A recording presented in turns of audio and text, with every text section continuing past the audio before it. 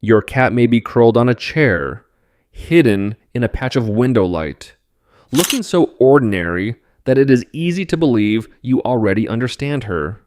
You know where she likes to sleep, which food she refuses, when she hates being picked up, and the exact hour when she suddenly races through the house as if a secret switch has been turned on. But the familiar animal beside you is not a soft companion built for comfort. Inside that small body is the design of a hunter shaped by millions of years of evolution.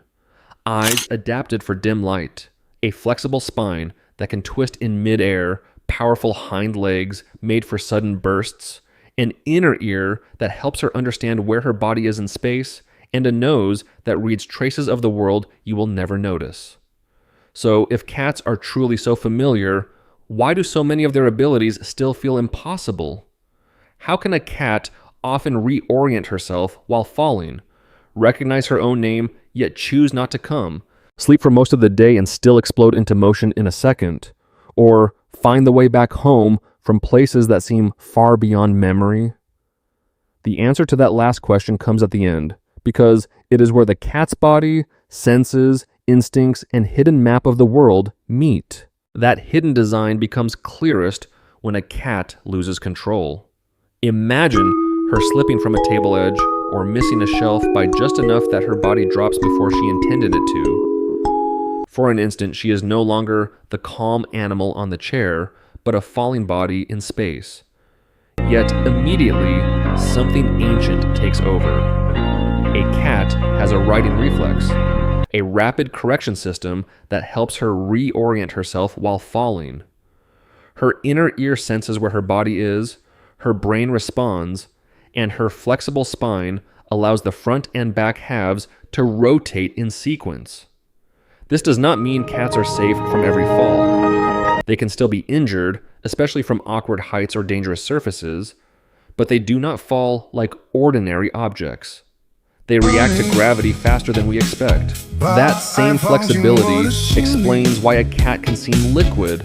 She folds into a box that looks too small, slips through a narrow gap, twists across a cushion, or turns in mid-play as though her body has more directions available than ours. Cats have a flexible backbone and a tail that works as a balancing tool, not decoration.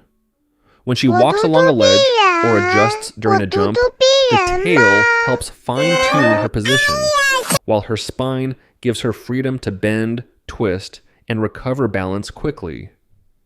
What looks like a strange sleeping position is really the relaxed version of a frame built for climbing, stalking, escaping, and landing.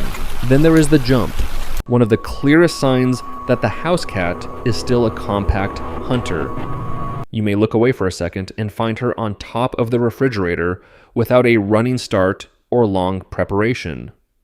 Before the leap, she may lower her body, shift her weight, and measure the distance with stillness.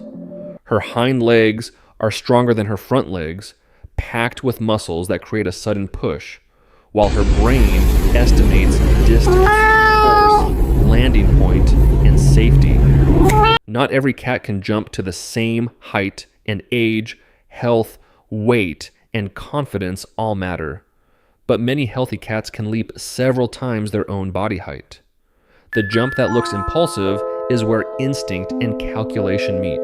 The same body is built for speed, but only in short bursts. When a cat races through the hallway at night, turns sharply, launches onto a chair, and disappears again, it is easy to call it random madness. In reality, those bursts may be stored energy looking for release. A cat's flexible spine lengthens each stride, powerful hind legs drive acceleration, and claws help grip the surface. She is not designed to run for miles. She is designed for a few decisive seconds, the kind that once meant catching prey or losing it. Even the paw she reaches with first may not be random. Many cats show a preference for one paw when touching a toy, stepping over an object, or reaching for food.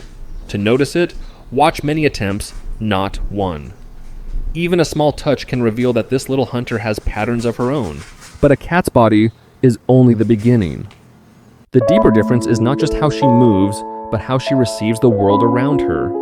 She may live in the same rooms you do, cross the same floor, rest under the same window, and stare into the same dark hallway. Yet the house she experiences is not the house you experience.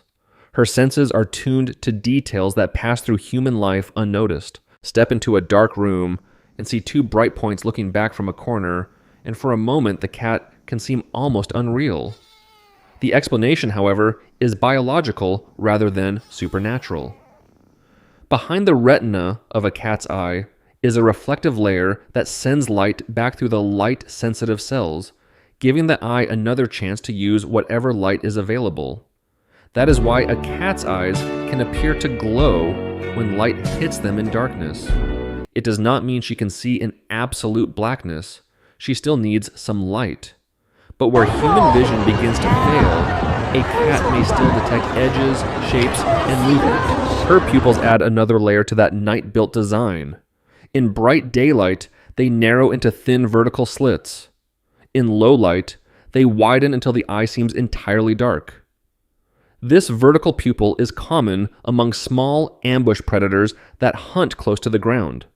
It helps control light across a wide range and can support precise judgment of distance when the animal is preparing to spring. Large cats, such as lions and tigers, have rounder pupils, partly because their size, height, and hunting style are different. In the house cat, the eye is not only beautiful or mysterious, it is a tool for fixing on a target. Even heat and stress pass through her body differently from ours.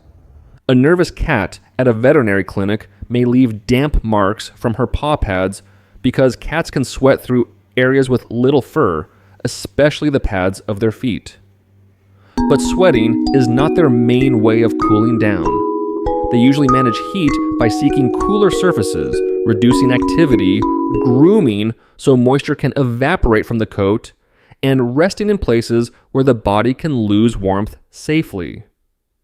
If a cat is panting, weak, overheated, or acting strangely, that is no longer a curious fact. It is a warning sign. Water reveals the same difference between human assumptions and feline experience. A cat may avoid a bath because soaked fur becomes heavy, uncomfortable, and harder to control, while familiar body scent changes. Yet the same cat may study a running faucet with interest because moving water shifts shape, catches light, and behaves unpredictably.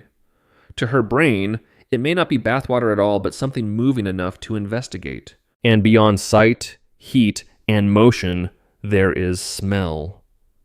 A clean room to you may be full of messages to her. People, objects, animals, territory, memory.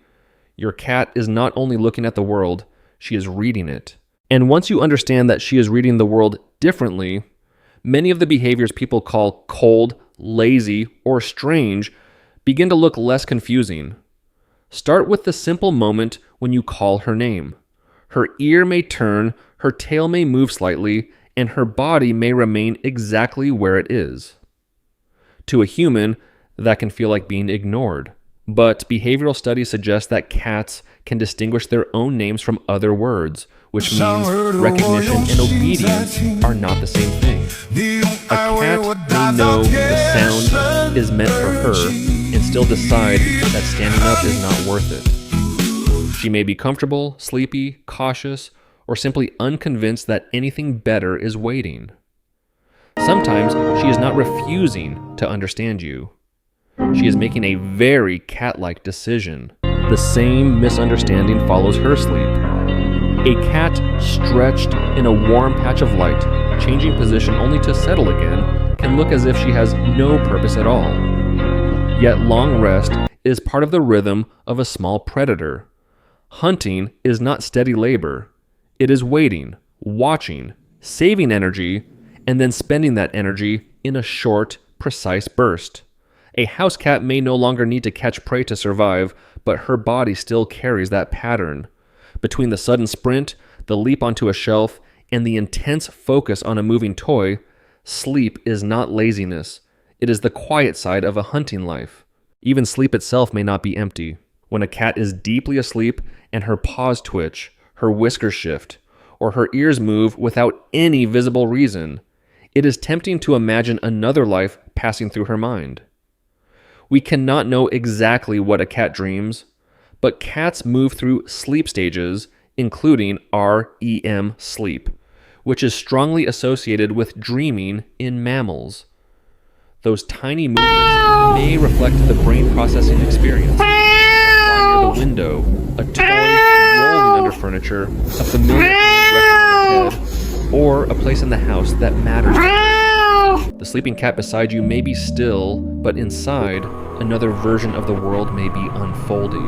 Her eating can be misunderstood too.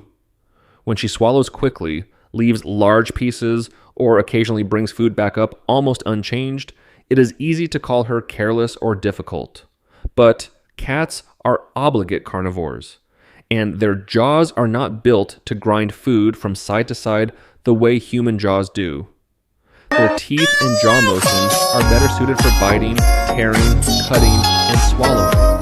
That does not mean frequent vomiting, pain, loss of appetite, or trouble eating should be treated as normal. Those signs deserve attention. But the basic difference reminds us that the cat at the food bowl still carries the mouth of a hunter. All of this points to one larger mistake. We often judge cats by human standards: come when called, sleep at the right time, eat politely, act clearly, respond warmly. But cats do not organize their lives around our expectations. They respond through safety, memory, body condition, instinct, and benefit. The less we force human logic onto them, the more their own logic begins to appear quietly in the small choices they make every day. And if those everyday choices reveal a private logic, the final mystery is the map a cat may carry inside herself. You may have looked at your cat's face thousands of times without truly studying the small nose at its center. The surface of that nose is not plain. It has tiny ridges, curves, and marks that are often compared to a human fingerprint, because each cat's pattern appears highly individual. This does not mean a nose print should replace a microchip, a collar, or veterinary records. In real life, those tools still matter more for identification. But the idea itself is striking. Even the smallest part of a cat's face carries a private signature. That brings us back to the question again. How can some cats find their way home after being lost for days, weeks, or from places beyond an ordinary walk? Stories like this are powerful, but they should be treated carefully. Not every story is verified in the same way, and not every lost cat can return. Still, the possibility becomes less mysterious when we remember how differently cats gather information.